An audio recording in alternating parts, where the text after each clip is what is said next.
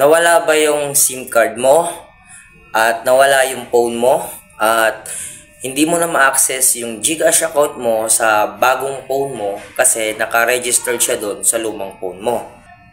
Yan yung susolusyonan natin ngayong araw, no?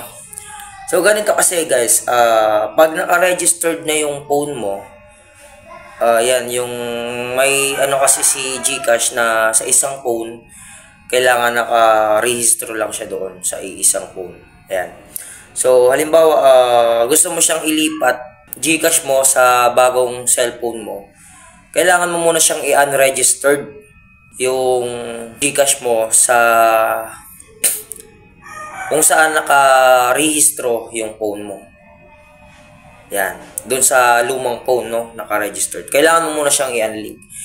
Paano nga kung nawala yung SIM card or na wala yung cellphone mo? Ano yung gagawin? Okay guys, punta tayo sa YouTube.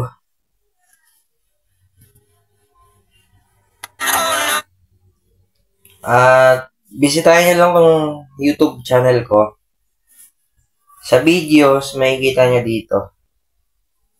Paano mag-unregistered ng phone sa GCash.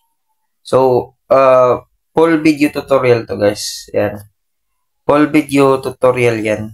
Panoorin nyo lang yung full video tutorial nito para malaman nyo step by step